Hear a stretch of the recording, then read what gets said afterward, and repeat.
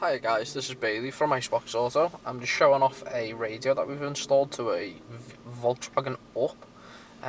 This is a 10.88 inch screen, I believe, and it's an Android system, so obviously you're able to do several things on it that you're not able to do on the original radio. Not that it had much of an original radio to begin with in this car.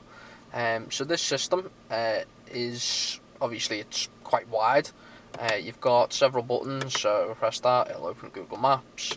This should bring up options in terms of whether you want to do video or music and so on. But let me just close all this stuff. Go to applications, which is this icon here. I'm trying to pair it to my phone. There we go. So I've just connected up to the Android Auto on it pretty much, which is done through the T-Link application. But this is going to mirror my phone onto the screen. So all it is just, my phone. So let me switch my data on. There we go. So you've got my Spotify over there. We've got Google Maps and whatnot. Going across, we've got all the apps that are actually just on my phone. Ooh, there we go. MF Doom. If you connect an Apple phone to it, it'll do Apple CarPlay, but I've got an Android phone, so it's doing Android Auto. Now, it's just paired up via Bluetooth, so it's dead easy to do. Shares your phone's data.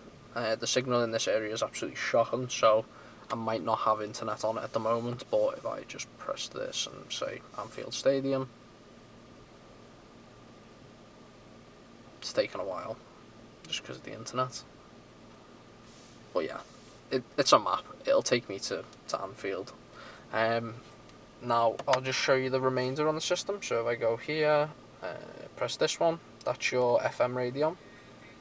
So 96.7 is our local station. There we go. You don't really have any steering wheel controls in this car either, to be honest, so there's not much for it to actually work off, which is why this little dial is quite handy for your volume. Let me just close that. Go home. Applications, so if you press that little icon there, you've got all the apps that are built into the system. So car info will probably be, your original car information, so speed and whatnot. Let me just see if I can change the travel unit to miles. There we go. There we go. So you can see the mileage and stuff. Yep. About what you'd expect. Let me just do that again. Yeah, there we go. So you can choose what one you want it in. If you've got a left-hand drive car instead of a right. Settings, these are just all the unit settings. There's absolutely tons of them. Not much to talk about really, but there's thousands of them. All dictates how the car works, or how the radio works in the car, I should say. System settings, factory settings, I think it's 3368. Nope. It'll be 8888. There we go. So yeah, you've got a ton of settings in here, to be honest. Going back, this is another car settings menu. That's just the same one we were just in, to be honest, on the car info screen. That's just that. So there's not much to talk about with that. Chrome, Google, it's just a browser. Equalizer, just for your audio. So you've got a couple settings in terms of messing around with the audio on it. File manager is just a file manager.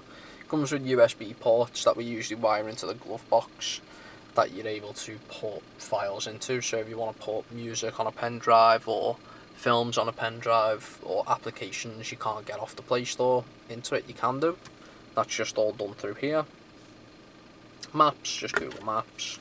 GPS tester for the GPS antenna that's installed with it. Music is just a music player that's built into it. Play Store, just where you download apps to.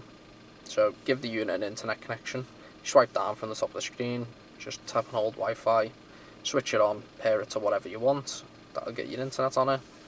Going across, radio settings. These are like your Android settings. So if you've got an Android phone, you'll be familiar with what these are, but just device settings pretty much. Steering wheel, sometimes if you've got steering wheel controls you might need to pre-program them if the unit doesn't come with a CAN bus box. So this car doesn't have any, so it doesn't actually make a difference, but if you do put this unit into a car that needs it, you might need to basically just enable them and get them all set up there. T-Link, that's just my phone again. There we go. And then go back.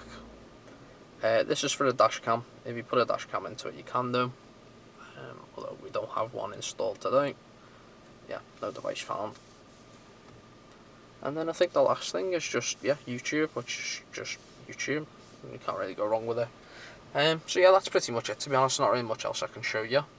It's quite a simple unit, really. Just does what it does. But yeah. Let me just play that. Skip buttons will work on the unit as well. There you go.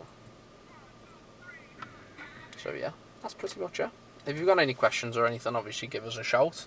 But yeah, yeah, there'll be a link to the item in the description on the YouTube video, and I'll get some photos and stuff of it as well. And yeah, that's pretty much it. Cheers, thank you, bye bye.